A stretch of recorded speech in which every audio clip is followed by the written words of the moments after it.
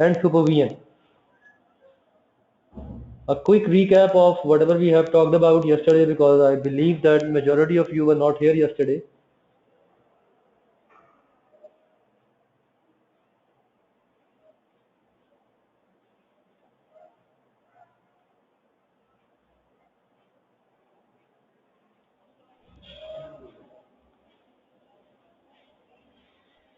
So BMBS actually is all about managing the businesses, how to manage the organizations, and what are the behavioral issues जो किसी भी इदारे में एक important role play करते हैं. आपका जो टेक्स्ट है that is divided in two portions. इसके दो main portions हैं. The first part is management oriented and the second part is behavior, leadership and conflict negotiation oriented. उसमें वो चीजें आ जाती हैं. और इसमें एक तीसरा पार्ट भी है छोटा सा जो IT ओरिएंटेड है, जिसमें इंफॉर्मेशन टेक्नोलॉजी के कुछ टॉपिक्स आएंगे. So basically आपकी जो टेक्स्ट बुक है that is divided in total 5 parts, A, B, C, D and E. There are total 5 parts in your textbook.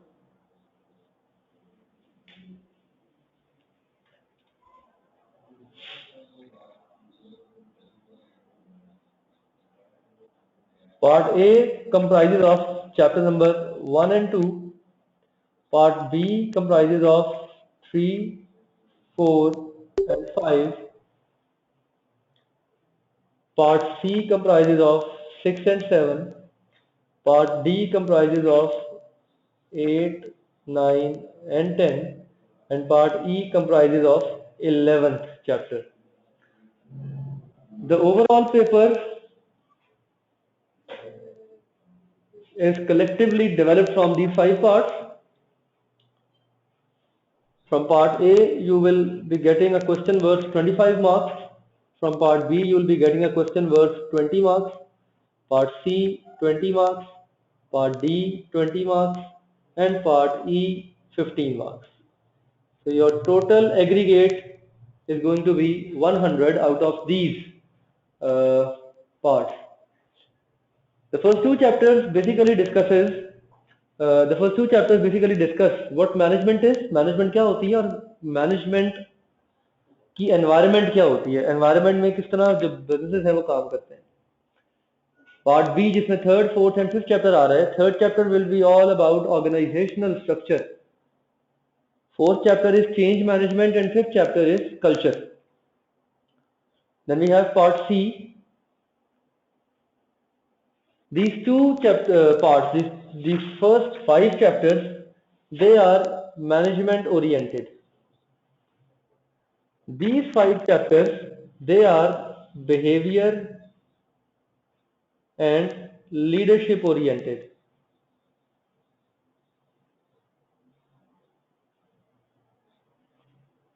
And this part is IT oriented. In this particular part, we are going to talk about information technology, what IT is and how does IT work. So basically, your distribution of marks from these 11 chapters is going to be in this manner. In yesterday's class, because there was a lesser number of students yesterday, so we are going to just give a recap what we discussed yesterday. From the first chapter, it's all about management concepts. What management is, differentiating between management and leadership, understanding about what are the theories of management, and then certain management skills.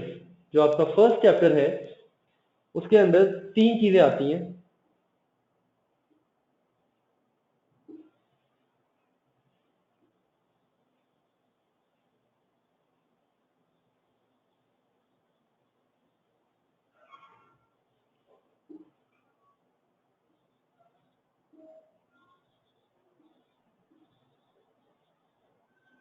The first chapter that talks about management concepts, इसमें 3 areas आते हैं. पहला area definitions,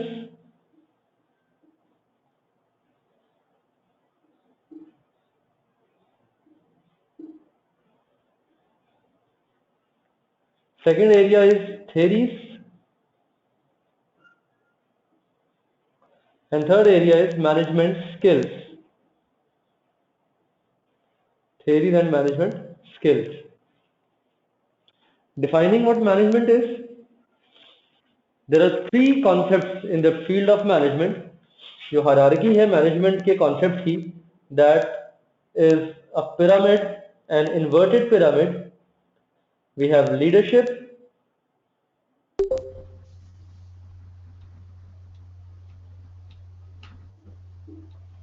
we have management, and we have supervision. There are three key areas of management: leadership, management, and supervision. What is leadership? क्या होती है? The widest scope, किसी भी इदारे के अंदर जो widest scope होता है, that is of leadership. इसका maximum scope होता है. Then we are going to talk about defining what management is. Management क्या होती है? And then we are going to discuss supervision. उसके बाद आएंगी theories. Theories में दो areas हैं, एक है early theory और एक है modern theory. There are two types of theories in management: early theories and modern theories. First of all, let's define what is leadership. Leadership is one of the most important phenomena. Generally ये दोनों term जो हैं इनको हम interchangeably use करते हैं for a ले person, एक आम आदमी के लिए दोनों टर्म जो है ये इंटरचेंजेबल है. But if we talk about, अगर हम बात करें मैनेजमेंट के पॉइंट ऑफ व्यू से, बिजनेस प्रोफेशनल के पॉइंट ऑफ व्यू से, तो इन दोनों टर्म्स में फर्क है. Leadership is actually a process of influencing others. दूसरों को जब आप इन्फ्लुएंस करते हैं, जब आप लोगों को किसी गोल की तरफ टारगेट करते हैं, तो उसे हम कहते हैं leadership. Leadership basically means lead others. जब आप लीड करते हैं लोगों को, making the people understand what to do and how to do.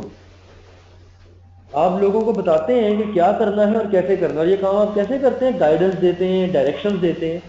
Give them guidance, you give them directions. A leader always has some followers. Leader के हमेशा followers होते हैं. Leadership is one of the widest and the most detailed used area in the field of management these days. आजकल के दौर में leadership जो है ये सबसे ज्यादा इस्तेमाल होने वाला कंपोनेंट है.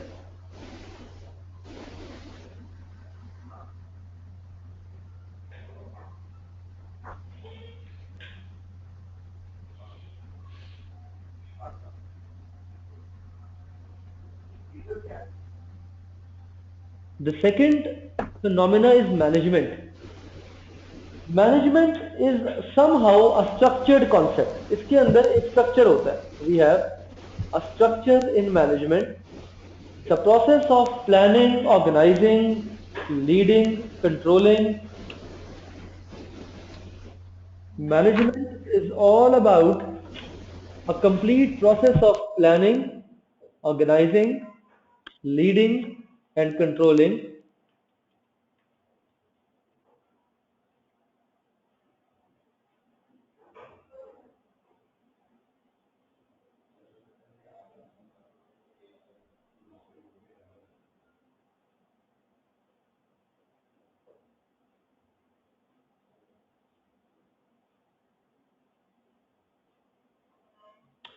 And when we talk about management,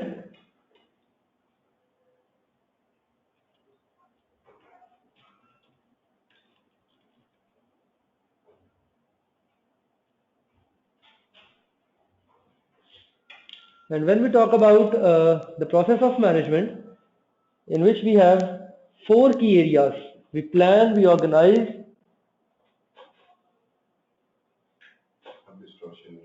अच्छा अच्छा, यानी अब ये ठीक हो गया. बिल्कुल ठीक. So in the process of management there is a complete structure involved. एक complete structure इसके अंदर involve होता है. उसमें आप 5 मेन काम करते हैं। आप प्लान करते हैं, आप ऑर्गेनाइज करते हैं, आप कोऑर्डिनेट करते हैं, कम्युनिकेट करते हैं और आप कंट्रोल करते हैं। Management is more of a structured way of doing the things. Leadership is somehow a personal phenomena जिसमें आप इन्फ्लुएंस करते हैं लोगों को। आगे जाके जब थ्योरी की बात आएगी तो we are going to talk about different theories of management. Management के अंदर there is a complete process of planning, organising, coordinating, communicating and then controlling. This is what we do in management. We set the goals, we plan how to achieve those goals, we organize the resources, we coordinate the activities, we try to monitor the actual performance। Controlling process में ये हम इंशाल्लाह आगे जाके पढ़ेंगे early theories of management के अंदर। Henry Fayol ने मैनेजमेंट के कुछ फंक्शंस बयान किए थे, and those functions of management are the prime important phenomena, जो कि 5 हैं: planning, organising, commanding, coordinating and controlling. And these functions are primarily the main phenomena जिसके ऊपर हम पूरी मैनेजमेंट को चलाते हैं। What we do is we make the people work through a complete process to plan, to organize, to lead, to control। ये काम हम मैनेजमेंट में करते हैं। Leadership is the widest phenomena and then comes management. और इसके बाद तीसरा एक एरिया है जिसे कहते हैं supervision. Paper point of view से डेफिनेशन की हद तक ये तीनों टर्म्स इंपॉर्टेंट है। You might be asked to define leadership, you might be asked to define management, or you might be asked to define supervision. Supervision has the narrowest scope. इसका scope सबसे narrow होता है। Supervision is all about monitoring and looking over the others। जब आप organizational hierarchy की बात करते हैं, when we talk about the hierarchy of organization, generally we have 4 levels. Here we have top management, here we have middle management, here we have frontline management, and here we have non managers। जो labour class होती है वो लोग जो non manager कराते हैं। Generally ये जो 2 एरियाज होते हैं, these areas are more concerned with leadership and management. This area is concerned with supervision. इस एरिया में हम सुपरविजन करवाते हैं। क्लोजली लोगों को मॉनिटरिंग करना, लोगों को क्लोजली ऑब्जर्व करना, उनकी एक्टिविटीज को कोऑर्डिनेट करना, ये काम हम सुपरवाइजरी फिनोमेना में करते हैं। Apart from there regular task, supervisors लोगों को ट्रेन भी करते हैं, उन्हें ऑन जॉब ट्रेनिंग भी देते हैं, बट स्टिल ये एक नैरोएस्ट फिनोमेना है in terms of the overall process of business management. So leadership, management and supervision, you must be able to define these terms primarily। आपको पता होगा ये terms जो है वो define कैसे होती हैं। And secondly, you must be able to distinguish between each of these। आपको इन तीनों के दरमियान डिफरेंस क्लियरली पता होना चाहिए। लीडरशिप का स्कोप वाइडेस्ट होता है, लोगों को लीड करते हैं आप, इसमें आप लोगों को गाइड करते हैं, डायरेक्शंस देते हैं। Basically this is a process to influence others to move towards targeted goals. Management is a systematic process of planning, organizing, coordinating, communicating and controlling। इसमें डिटेल में हम जाके अपने गोल्स को डिफाइन करते हैं, टारगेट्स को सेट करते हैं, इसके अंदर हम अपने जो ओवरऑल परफॉर्मेंस मेजर्स हैं उनको डिटरमिन करते हैं। And this is what we do in management. अभी बहुत सारी थ्योरीज आएंगी फिर मैनेजमेंट के ऊपर, उसमें मजीद ये चीजें आपके लिए क्लियर हो जाएंगी। और तीसरा एरिया होता है सुपरविजन का। In supervision, we closely control and monitor the activities of the other। जो front line management होती है, they are the people who are actually the supervisors। Coordinate करते हैं, क्लोजली लोगों की मॉनिटरिंग करते हैं, एक्टिविटीज को कंट्रोल करते हैं। And they are the people who train the others. ये कोऑर्डिनेट करते हैं, ट्रेनिंग करते हैं, सारा काम जो है ये सुपरवाइजरी लेवल पे होता है।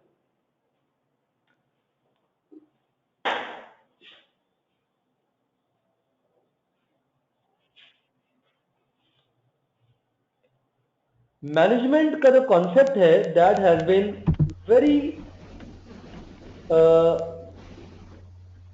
old concept used in even 19th century, and apart from that we have different theories। Generally there are two schools of thought in the domain of management। One is known as early theories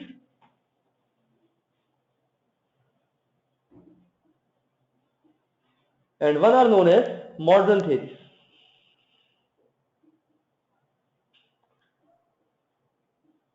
management के school of thought में there are two theories, early theories and modern theories.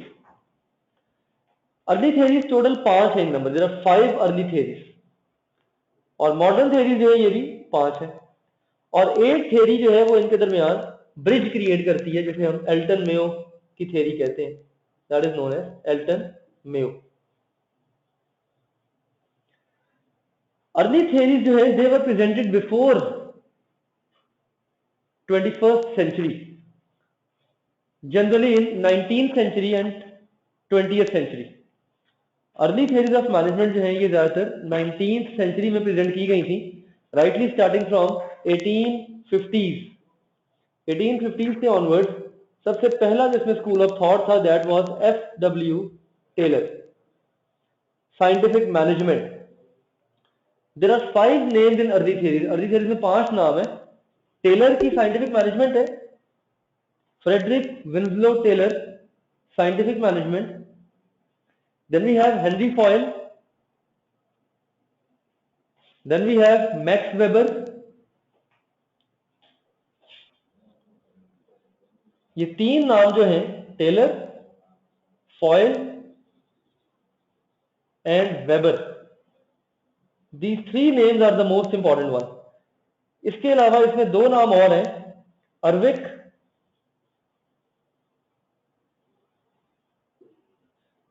And मॉस्केंटर.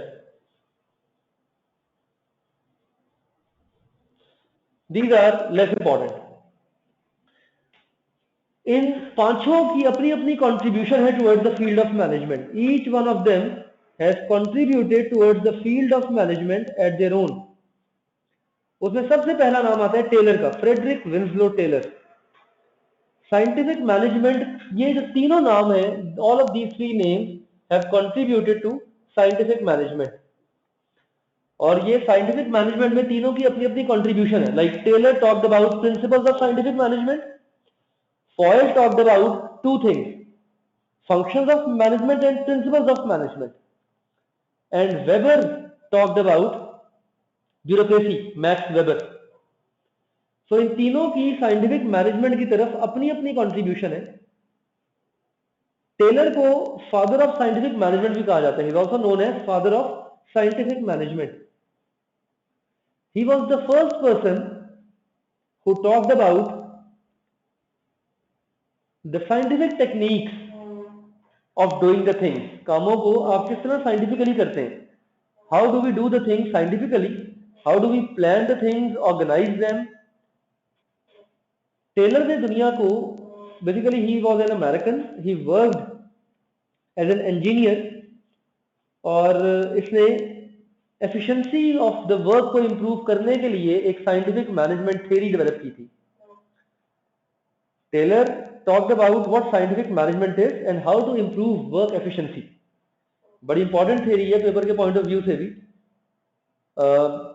So far BM-BSc किसी भी attempt में सिवाय Peter Drucker के, जो कि modern theories में एक नाम आएगा, अभी तक किसी थ्योरी को एड्रेस नहीं किया गया. तो इस दफा बड़े ब्राइट चांसेस हैं कि किसी ना किसी थ्योरी को एग्जामिनर फोकस करेगा. And out of early theories of management, the first 3 names are very important, Taylor, Fayol and Weber. Taylor ने 4 प्रिंसिपल्स बताए थे दुनिया को साइंटिफिक मैनेजमेंट के. Taylor talked about 4 principles of scientific management, and that process is known as the Taylor's scientific management principles. Taylor ने कहा था कि there is one best way of doing a thing. हर काम को करने का एक बेस्ट वे जरूर होता है. एक साइंस डेवलप करें, develop a science for each task. Efficiency, remember this thing, जब भी आपने किसी भी टास्क में एफिशिएंसी लेके आनी होती है ना, तो you have to focus on कि उसके अंदर मिनिमम पॉसिबल टाइम में मैक्सिमम पॉसिबल आउटपुट आप कैसे दे सकते हैं. और ये तभी मुमकिन है जब आप उस टास्क को करने का बेस्ट पॉसिबल वे डिटरमिन करेंगे. There is one best way of doing a thing. हर काम को करने का एक वन बेस्ट वे जरूर होता है. टेलर ने कहा था कि डेवलप दैट साइंस, उस साइंस को डेवलप करें, और उस साइंस के अगेंस्ट परफॉर्मेंस एफिशिएंसी को डिटरमिन करे। This was the first principle of Taylor, develop a science of each work, हर काम की एक साइंस को डेवलप करे, नंबर 1। और number 2, Taylor said put the right person on the right job, put the right person on the right job. आप लोगों को केयरफुली सिलेक्ट करें, select the people carefully and see that what skills and abilities people have and they must be trained accordingly। फिर आपने उनको training भी देनी है। तो पहला principle, develop a science of each work. Second principle, that talks about put the right person on the right job। Then third principle talks about scientifically training the workers। लोगों को आपने साइंटिफिकली ट्रेन करना है, लोगों को आपने scientifically develop करना है ताकि वो किसी भी टास्क को एफिशिएंटली पूरा कर सके। और चौथा प्रिंसिपल है इसका equality. The fourth principle is equality. Try to bring the people on equal ground, लोगों को आप इक्वल ग्राउंड पे लेके आए। Divide the task equally amongst people, लोगों में टास्क जो है उसे आप इक्वली डिवाइड करें ताकि लोग जो है वो डिमोटिवेट ना हो, लोग एम्प्लॉइज जो है आपके वो ज्यादा वर्क एफिशिएंसी को इनपुट करें। And they must be able to achieve their task properly and timely. Taylor की जो थ्योरी है that is one of the most renowned theory in the world. और अभी तक साइंटिफिक मैनेजमेंट पे जो जो ज्यादा काम करते हैं वो टेलर की थ्योरी को अभी भी प्रैक्टिस करते हैं। टेलर की थ्योरी के मुताबिक there is one best way of doing a thing, हर काम को करने का एक बेस्ट वे लाजमी होता है। मॉडर्न थ्योरीज ऑफ मैनेजमेंट में टेलर को बहुत ज्यादा क्रिटिसाइज किया गया है। There is much criticism on Taylor scientific management. इसमें एक इंपॉर्टेंट फैक्टर ये है कि when you do something over and over again, जब आप एक काम बार बार करते हैं, when you do something again and again, तो that activity makes the overall work dull. उसके अंदर जो आपकी ओवरऑल मॉनिटरिंग है वो प्रॉपरली एग्जीक्यूट नहीं हो पाती, आपकी जॉब मोनोटोनस हो जाती है। हम एक टर्म यूज करते हैं मोनोटनी।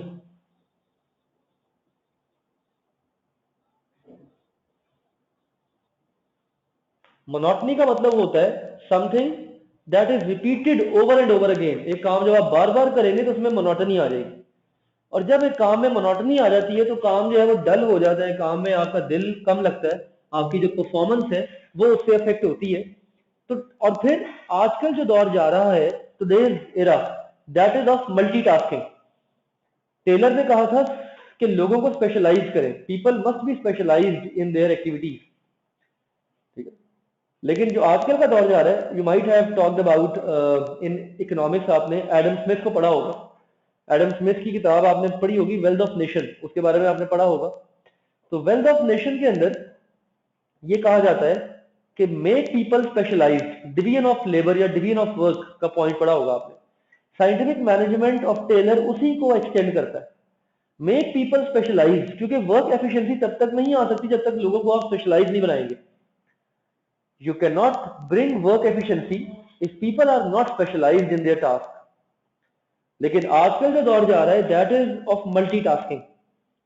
अब जो आपका मेन काम करने का तरीका है that is focusing on multitasking, यानी आप मल्टीटास्कर्स को डेवलप करते हैं। Now one person is not specialized in doing one task, one person is specialized in doing multiple task.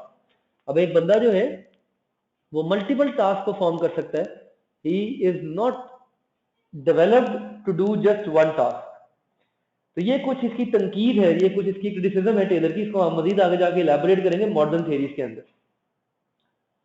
So Taylor का जो क्रक्स है इसकी थ्योरी का, टेलर की थ्योरी का, that is scientific management, understanding of scientific management, what scientific management is, how does it work, ये काम कैसे करती है, how can we bring in work efficiency, हम वर्क एफिशिएंसी कैसे लेके आते हैं किसी भी काम के अंदर, and against that Taylor has given 4 principles of scientific management, जो कि एक इंपॉर्टेंट क्वेश्चन है पेपर के पॉइंट ऑफ व्यू से भी. So when we talk about Taylor, the contribution of Taylor is scientific management under the field of management. Now coming towards the second important name, Henry Foyle. Henry Fayol ने management की दुनिया को दो चीजों से नवाजा था. He has contributed in two main areas of management. Firstly, he has talked about functions of management. Henry Fayol ने मैनेजमेंट फंक्शंस की बात की थी सबसे पहले. He talked about functions of management, and secondly he talked about principles of management. Henry Fayol ने functions of management, जिसे हम task of management भी कहते हैं, Henry foil talked about functions या task of management. इसने कहा था कि 5 functions होते हैं मैनेजमेंट के या 5 टास्क होते हैं मैनेजमेंट के. To plan, to organize, to command, to coordinate or to communicate and to control.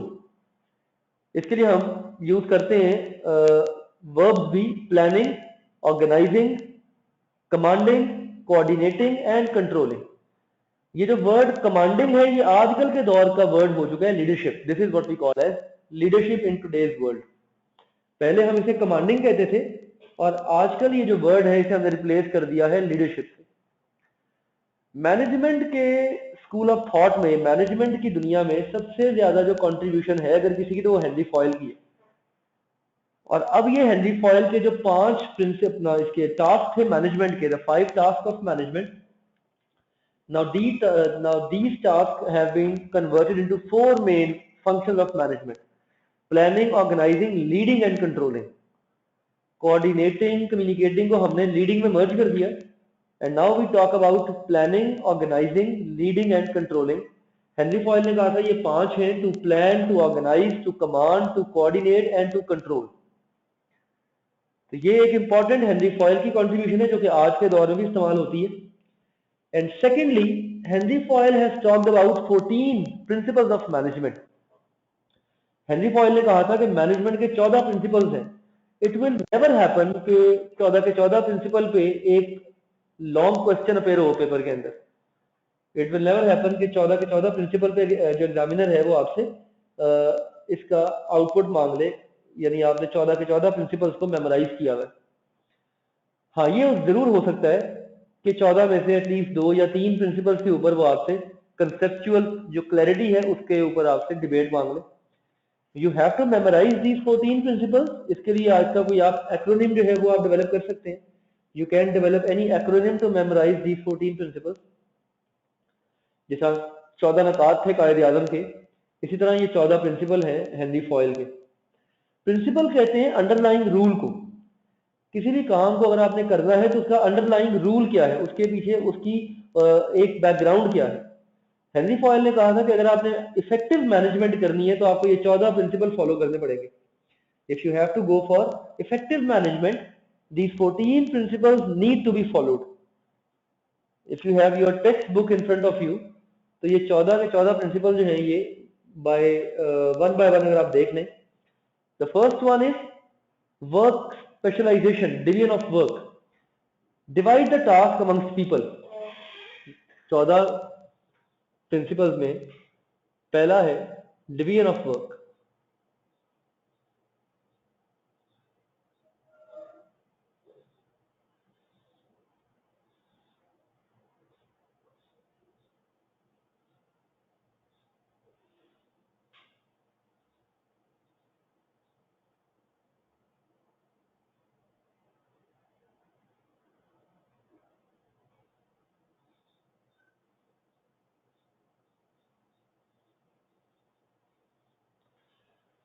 To bring work specialization, we have to divide the task amongst people.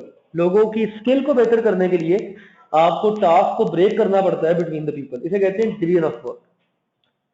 The second principle which was discussed by Fayol, that was authority.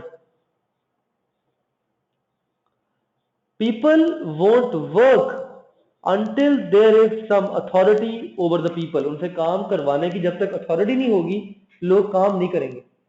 Manager must have the authorities to give orders. Manager के पास authority होनी चाहिए order देने की. और authority के साथ साथ फिर रिस्पॉन्सिबिलिटी भी इंपॉर्टेंट है। Authority always comes with responsibility and responsibility comes with authority. ये दोनों इंटरकनेक्टेड फैक्टर्स है, एक के साथ दूसरे का होना जरूरी होता है। The third principal is discipline.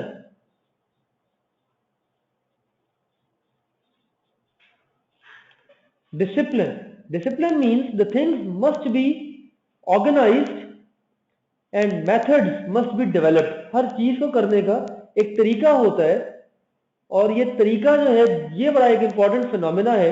अगर ये तरीका नहीं होगा एक इदारे के अंदर, डिसिप्लिन नहीं होगा। फॉर एग्जांपल पंक्चुअलिटी है, let's suppose it is a concern of discipline. या फॉर एग्जांपल आपका एक अटायर है, आपका एक ड्रेस कोड है इदारे में। जैसे बैंकिंग सेक्टर में होता है ना कि आप you have to be formally dressed जब if you are dealing with the customer, तो ये डिसिप्लिन का फैक्टर है। डिसिप्लिन का मतलब होता है कि आप चीजों को एक पर्टिकुलर होमोजीनियस तरीके से डिफाइन करते हैं, आप उसमें हार्मनी लेके आते हैं। That is what we call as discipline. The fourth principle talks about unity of command. Unity of command, there is only one boss. इदारों में हमेशा एक बॉस होता है। There is one direct supervisor. Remember this thing. If you are going to have multiple bosses, the things will get complicated. Boss has to be one. Boss हमेशा एक होता है। अगर बॉस एक से ज्यादा होंगे तो फिर इदारों में काम नहीं हो पाएगा, वर्क एफिशिएंसी नहीं आ पाएगी। Then we have unity of direction. Unity of direction.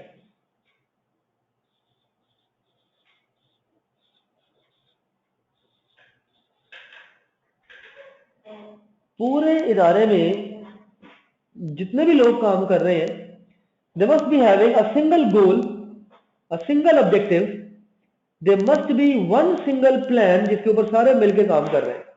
Unity of direction means कि आपका जो किबला है वो एक होना चाहिए।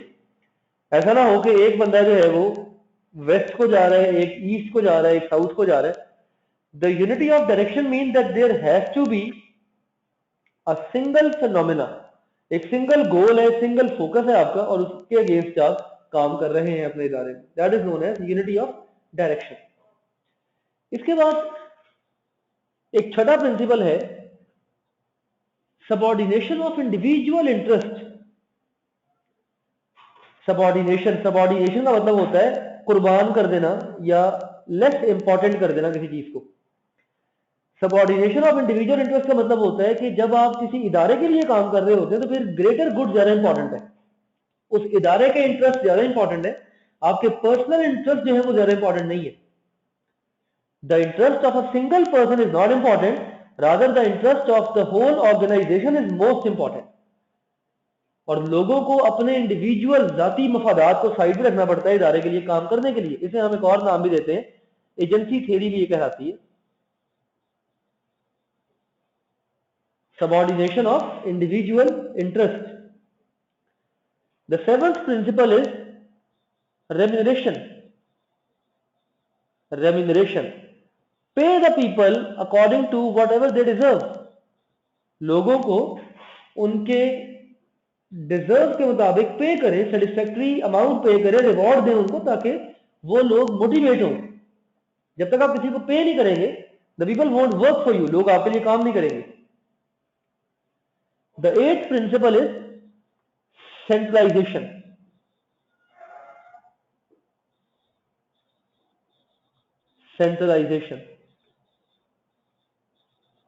This principle has been much criticized. आजकल के दौर में इस प्रिंसिपल के ऊपर बहुत ज्यादा तनकीद हो रही है। Now organizations believe कि हमें डिसेंट्रलाइज करना चाहिए। हम इंशाल्लाह थर्ड चैप्टर में जाके पढ़ेंगे ऑर्गेनाइजेशनल स्ट्रक्चर के अंदर कि आजकल जो इदारे हैं वो डिसेंट्रलाइज करते हैं अपने कामों को।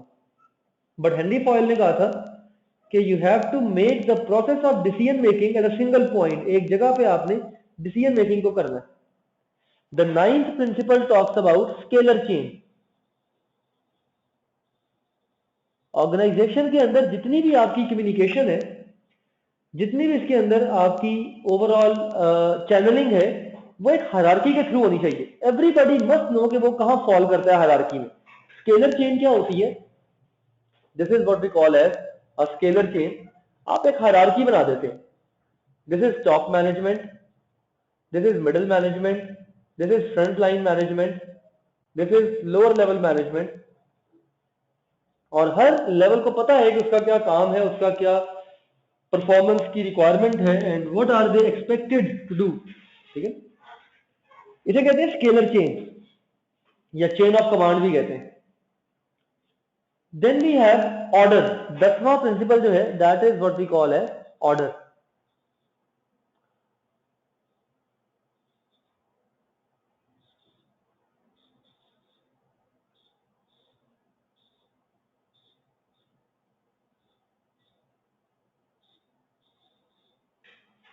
ऑर्डर का मतलब होता है you have to make the things neat, tidy, safe.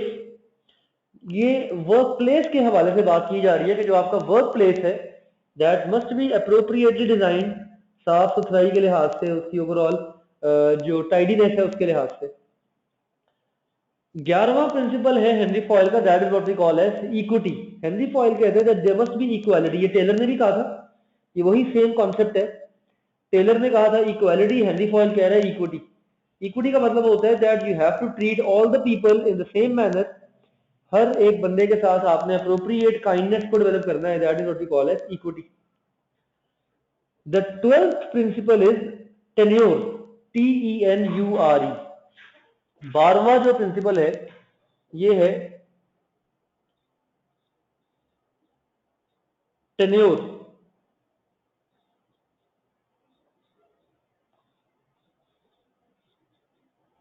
Tenure का मतलब क्या होता है? What do we mean by tenure?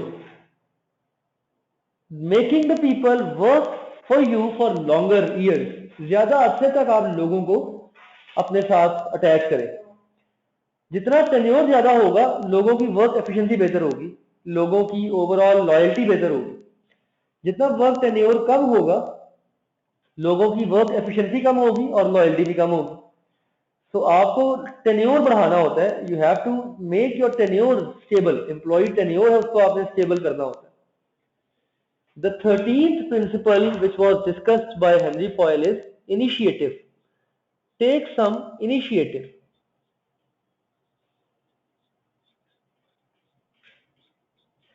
Take some initiative.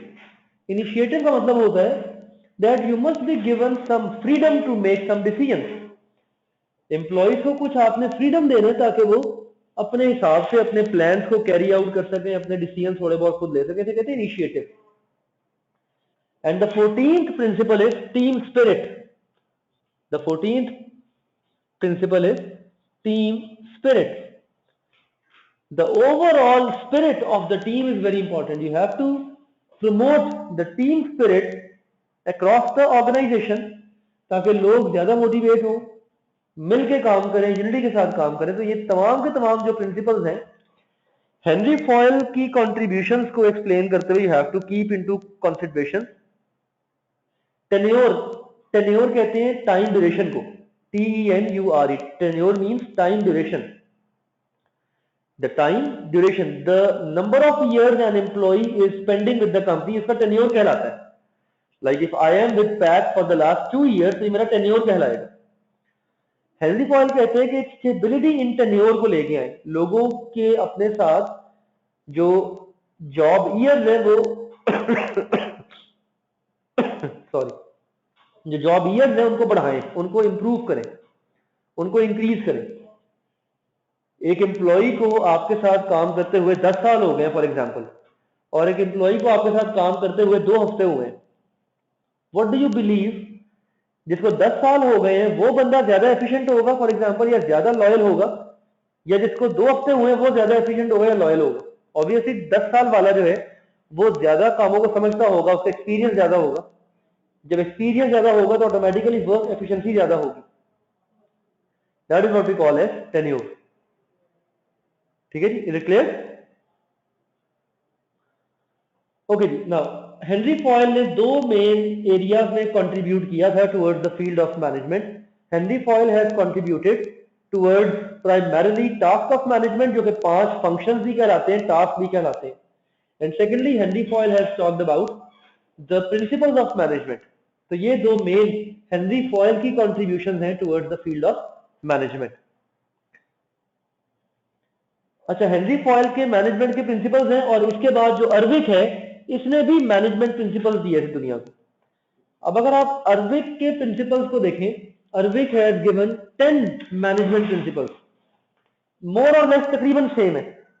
जो हेनरी फॉयल के प्रिंसिपल्स हैं तकरीबन वही अर्विक के प्रिंसिपल हैं, सिवाय एक या दो में कुछ डिफरेंस होगा। मतलब अब अगेन कॉन्सेप्ट सेम है, everything is the same, there is nothing new in it. जैसे फॉर एग्जांपल हेनरी फॉयल ने वर्ड यूज किया प्लानिंग का, प्लान का, और अर्विक ने वर्ड यूज किया ऑब्जेक्टिव का, that every organization must have an objective to focus।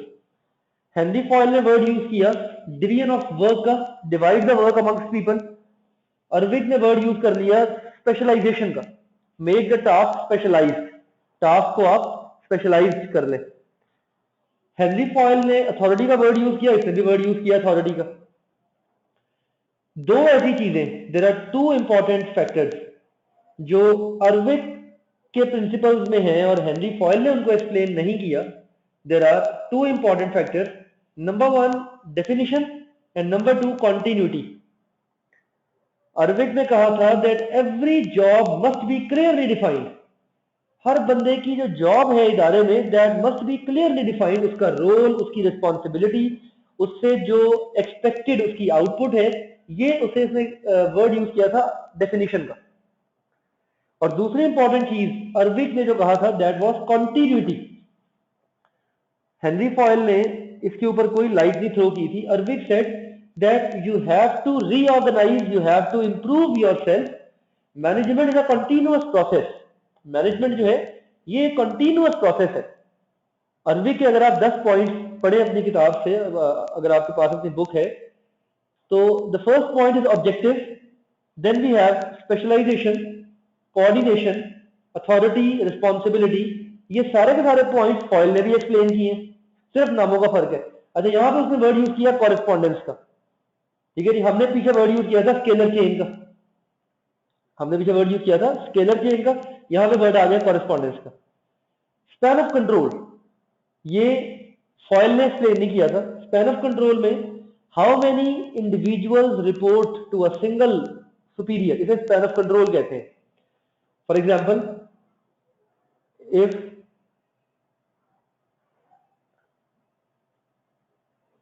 जी बिल्कुल Daniyal, the word can not be change. For example जो प्रिंसिपल का नाम है वो इसका ही रहेगा।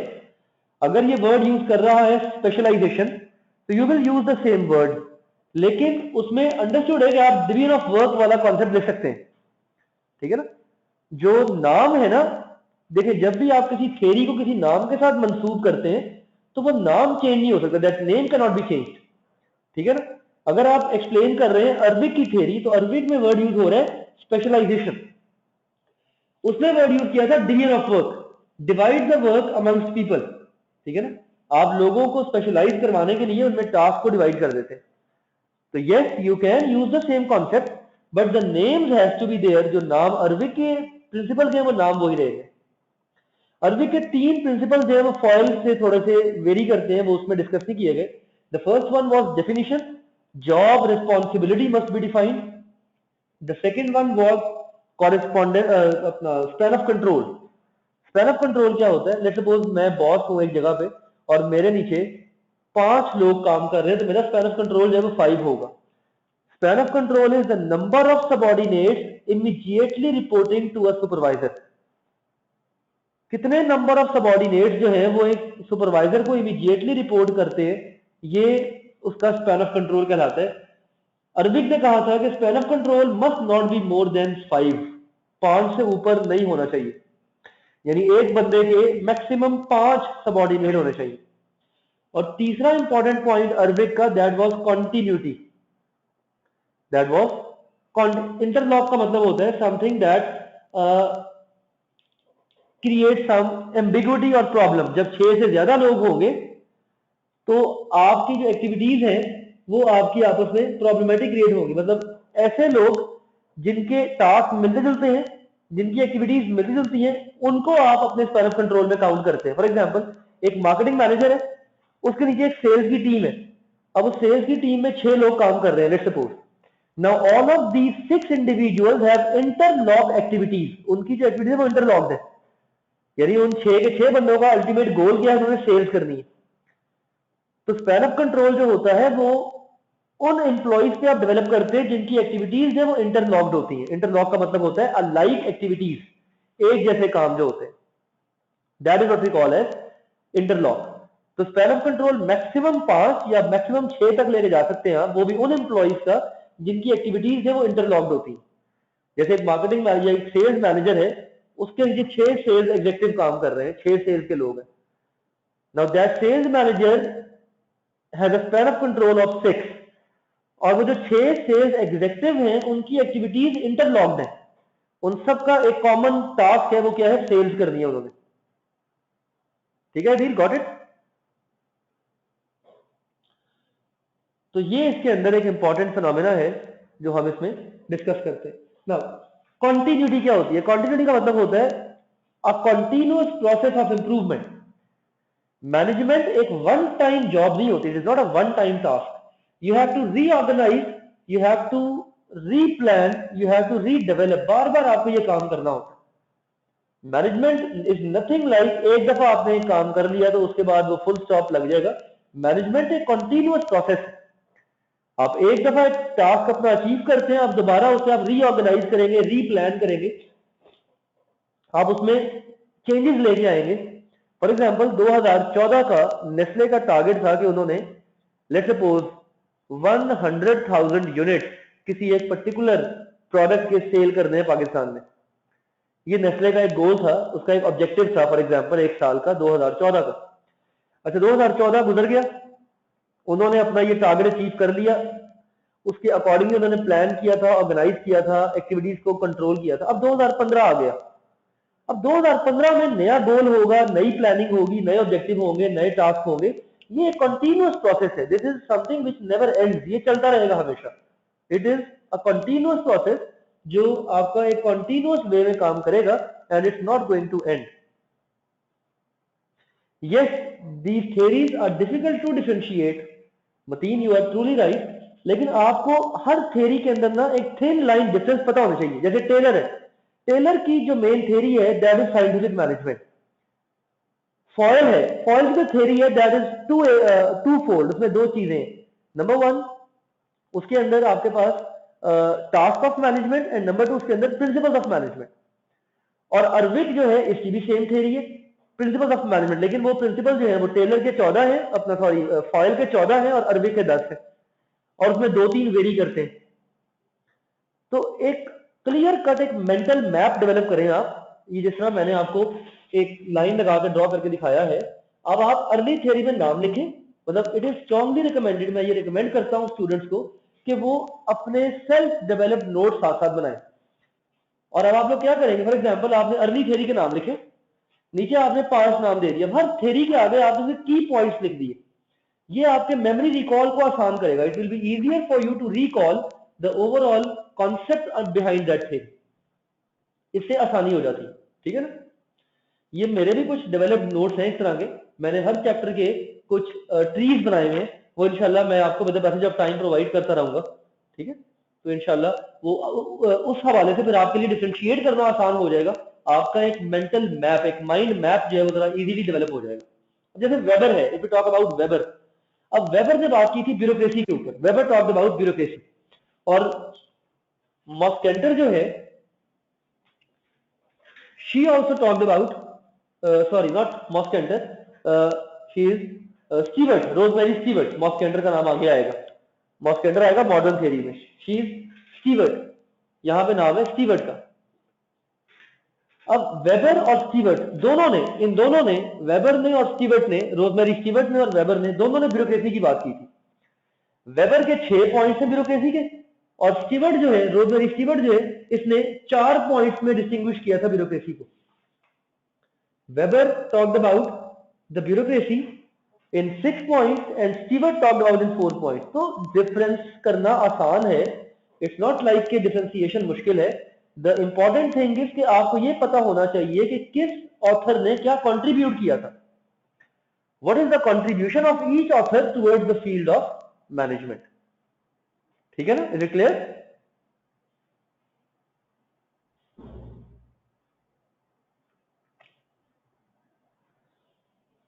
So today ज़्यादा ओवरलोड हो जाएगा आई गेस. हम अपनी डिस्कशन को आज फिलहाल 3 थेरीज तक ही रखते हैं, टेलर, फॉयल एंड अर्विक. आपसे मेरी एक्सपेक्टेशन है कि जब आप कल आए तो आपने इन तीनों थेरीज को थॉरली पढ़ा हो, इसमें से आपने बेसिक अंडरलाइन कॉन्सेप्ट को आपने क्लियर किया हो, और कुछ जो भी क्वेश्चन होंगे आपके वो जरा काइंडली आप साथ लेते आइएगा. ठीक है जी. I have Mateen, I have Adil, Danial and Shahryar. जी देखें, पास जो पास पेपर हैं ये मैं जिसका प्लान करता हूँ, मैंने कल भी, शायद आप लोग नहीं थे कल, मैंने कल भी ब्रीफ किया था, हम लोग पास पेपर की डिस्कशन जो है वो करते होते हैं और उसमें मैं कुछ टिप्स आपको बताता हूँ कि किस तरह आपने क्वेश्चंस को अटेम्प्ट करना है. वो हम हर चैप्टर के बाद, जब हमारा हर चैप्टर पूरा हो जाएगा तो उसके बाद हम उस चैप्टर में से जो क्वेश्चन अपेयर हुए हैं पास पेपर में हम उनको डिस्कस करेंगे. And secondly what we are going to do is हम क्वेश्चन अटेम्प्टिंग टेक्निक्स के ऊपर बात किया करेंगे. दानियाल, आई कैप की बुक प्राइम सोर्स है. आपका जो पैक का स्टडी टेक्स्ट है और आई कैप वो तकरीबन समझ लें 80% सेम है, उसका फ्लो सेम है. हाँ, पैक के टेक्स्ट में थोड़ा सा उसने चीजों को जरा डिटेल में किया हुआ है. आई रिकमेंड आई कैप, मैं आई कैप को ही रिकमेंड करता हूँ. ठीक है, तो अगर आप आई कैप से ही इसको गो थ्रू करेंगे तो एक तो आपके लिए जरा आसानी हो जाएगी उसके फ्लो को मेंटेन करना, and secondly it will be easier for you to grasp the basic concept. तो Mateen, don't worry about that. BMBS को पास करना कोई रॉकेट साइंस नहीं है. इसमें इंशाल्लाह हम इसको थॉरली डिस्कस करेंगे. हर चैप्टर के बाद we are going to talk about the basic phenomena, the basic underlying tips कि किस क्वेश्चन को आपने कैसे अटेम्प्ट करना है और उसके अगेंस्ट किस किस्म का सवाल आ सकता है आपको. और हर चैप्टर के बाद हम पास पेपर डिस्कशन लाजमी किया करेंगे. क्लियर जी? तो let's wrap up today's session.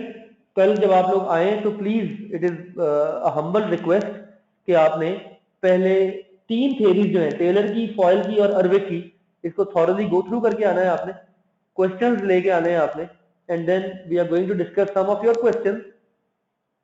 नहीं जी, अभी मतीन अभी यही टेक्स्ट है जो 2015 का अवेलेबल है, नया टेक्स्ट अभी अवेलेबल नहीं है, तो आपने अभी इसी टेक्स्ट को फॉलो करना है जो 2015 का अवेलेबल है आपके पास.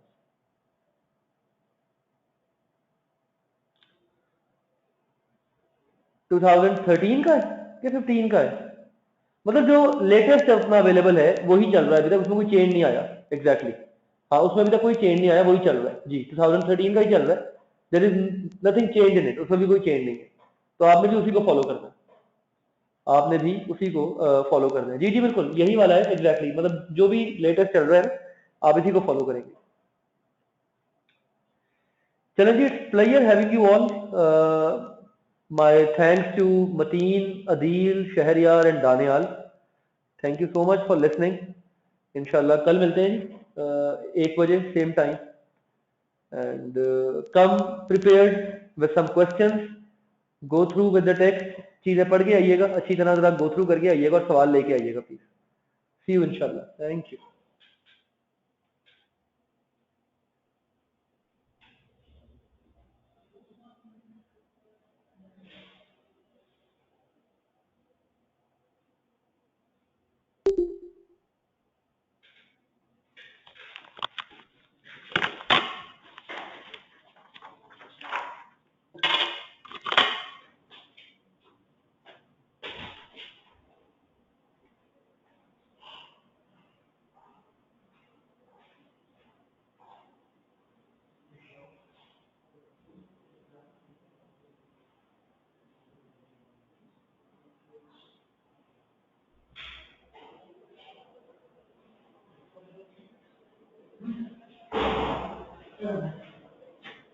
Free है नहीं